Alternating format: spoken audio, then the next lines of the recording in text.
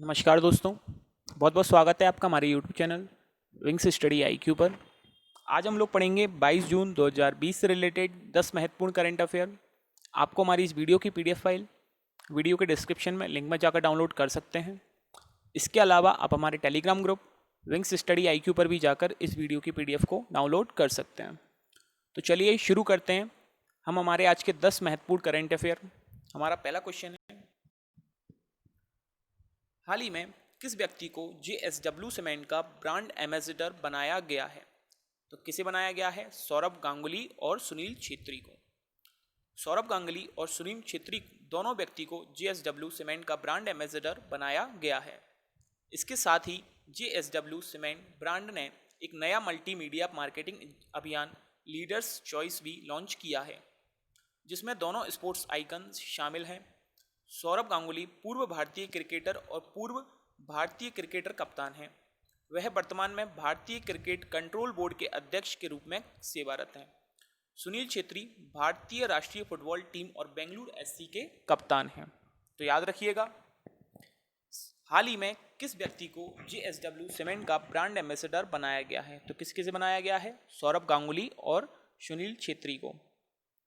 हमारा हाल ही में किसे national institute of public finance and policy NIPFP का अध्यक्ष नियुक्त किया गया है? तो किसे नियुक्त किया गया है? उर्जित पटेल को। NIPFP एक इकोनॉमिक थिंक टैंक है जो नई दिल्ली, भारत में स्थित है। उर्जित पटेल की नियुक्ति 4 साल की अवधि के लिए की गई है। वह वर्तमान अध्यक्ष विजय केलकर की जगह लेंगे। उर्जित पटेल इससे पहले गवर्नर के साथ साथ भारतीय रिजर्व बैंक के डिप्टी गवर्नर भी रह चुके हैं। उन्होंने दिसंबर 2018 में RBI के गवर्नर पद से इस्तीफा दे दिया है। तो याद रखिएगा, हाल ही में किसे national institute of public finance and policy NIPFP का अध्यक्ष नियुक्त किया गया है? तो किसे किया गया है? उर्जित पटेल को। हमारा अगला क्वेश्चन है, जर्मन बुक ट्रेंड का प्रतिष्ठित शांति पुरस्कार किसे प्रदान किया गया है? तो किसे प्रदान किया गया है? अमर्त्य सेन को। नोबेल पुरस्कार विजेता भारतीय अर्थशास्त्री अमर्त्य सेन ने वैश्विक न्याय के सवालों पर अपने दशकों पुराने काम के लिए जर्मन बुक ट्रेंड का प्रतिष्ठित शांति पुरस्कार जीता है।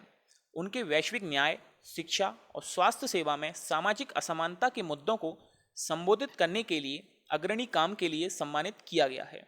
तो याद रखिएगा, जर्मन बुक ट्रेंड का प्रतिष्ठित शांति पुरस्कार किसे प्रदान किया गया है? उर्जित पटेल को, अमर्त्य सेन को।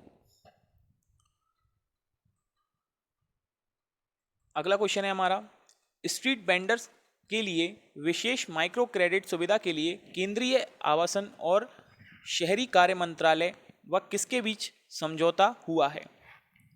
किसके बीच हुआ है? सिडबी। सिडबी क्या है? Small industry development bank of India. केंद्रीय आश्वासन और शहरी कार्य मंत्रालय और सिडबी के बीच MOU साइन किया गया है, जिसके तहत स्ट्रीट वेंडर यानी रेहड़ी पटरी वालों को आत्मनिर्भर बनाने के लिए प्रधानमंत्री स्वनिधि योजना के तहत उन्हें ऋण प्रदान किया जाएगा। इसके तहत स्ट्रीट वेंडर के लिए एक विशेष माइक्रो क्रेडिट सुविधा प्रदान की जा रही है। तो याद रखिएगा, स्ट्रीट वेंडर के लिए माइक्रो क्रेडिट सुविधा के लिए केंद्रीय आवासन और शहरी कार्य मंत्रालय व किसके बीच समझौता हुआ है? तो सिडबी के बीच। अगला क्वेश्चन है हमारा, अगस्त 2021 के लिए संयुक्त राष्ट्र सुरक्षा परिषद का अध्यक्ष कौन बनेगा? तो कौन बनेगा? भारत। नियमों के अनुसार संयुक्त राष्ट्र परिषद के अध्यक्ष सदस्य राज्यों के नामों के अंग्रेजी वर्णानुक्रम चुना जाता है, जिसमें प्रत्येक सदस्य एक महीने के लिए बारी बारी से अध्यक्ष बनता है। तो याद रखिएगा, अगस्त 2021 के लिए संयुक्त राष्ट्र सुरक्षा परिषद का अध्यक्ष कौन बनेगा? तो कौन बनेगा? भारत। चलिए चलते हैं अगले क्वेश्चन पर। हमारा अगला क्वेश्चन है, $150 बिलियन के मूल्य वाली पहली भारतीय कंपनी कौन सी बनी है? तो कौन सी बनी है? रिलायंस।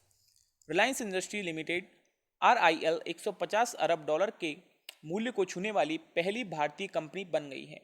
कंपनी मार्च 2021 के अपने लक्ष्य से आगे शुद्ध ऋण मुक्त हो गई है। 31 मार्च 2020 को रिलायंस का ऋण 1,61,035 करोड़ रुपए था। लॉकडाउन के बावजूद 58 दिनों की अवधि में रिलायंस इंडस्ट्री 168.818 करोड़ रुपए से अधिक जुटाने में कामयाब रही। तो याद रखिएगा, $150 बिलियन के मूल्य वाली पहली भारतीय कंपनी कौन सी है? तो Reliance company.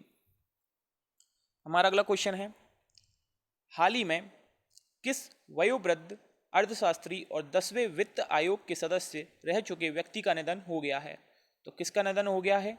VPR Vitthal. VPR Vitthal 1950 batch का पूर्व आईएएस अधिकारी थे। उन्होंने 1972 से 1982 तक आंध्र प्रदेश सरकार के लिए सचिव, वित्त और योजना के रूप में भी कार्य किया। वीपीआर विट्ठल ने अंतर्राष्ट्रीय मृदा कोष में मलावी और सूडान की सरकारों के राजकोषीय सलाहकार के रूप में भी काम किया था। उन्होंने centre for economic and social studies Hyderabad की स्थापना भी की। तो याद रखिएगा, हाल ही में किस वयोवृद्ध अर्थशास्त्री और 10वें वित्त आयोग के सदस्य रह चुके व्यक्ति का निधन हो गया है? तो किसका निधन हो गया है? वीपीआर विट्ठल। हमारा अगला क्वेश्चन है, हाल ही में किस राज्य में 19वां महान जून कहाँ मनाया गया? मणिपुर। हाल ही में मणिपुर के केकरूपत में 19वां महान जून विद्रोह दिवस मनाया गया है।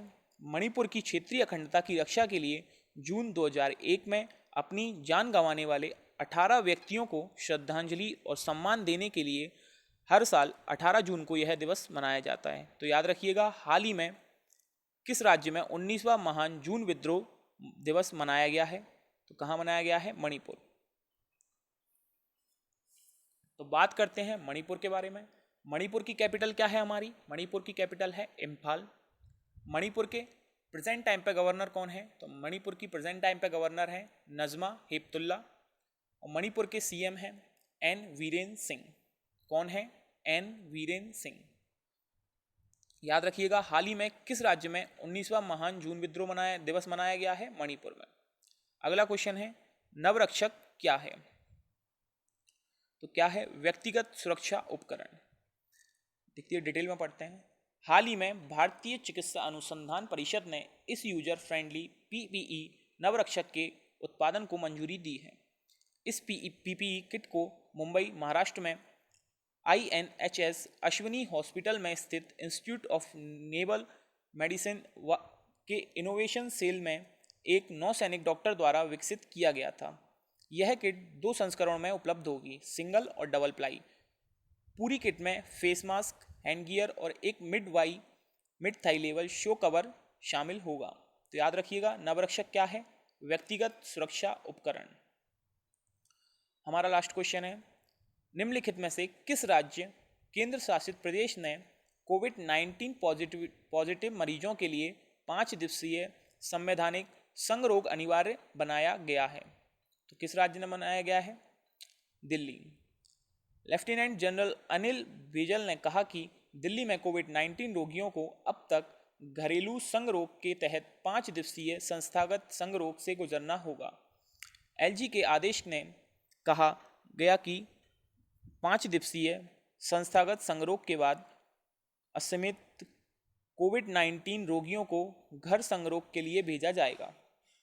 तो याद रखिएगा, निम्नलिखित में से किस राज्य केंद्र शासित प्रदेश ने कोविड-19 पॉजिटिव मरीजों के लिए 5 दिवसीय संवैधानिक संगरोध अनिवार्य बनाया है? तो किसने बनाया है? दिल्ली ने। तो दोस्तों, ये थे आज के हमारे कुछ महत्वपूर्ण करंट अफेयर। अब मिलते हैं हम लोग अगली वीडियो में। तब तक जय हिंद, जय भारत।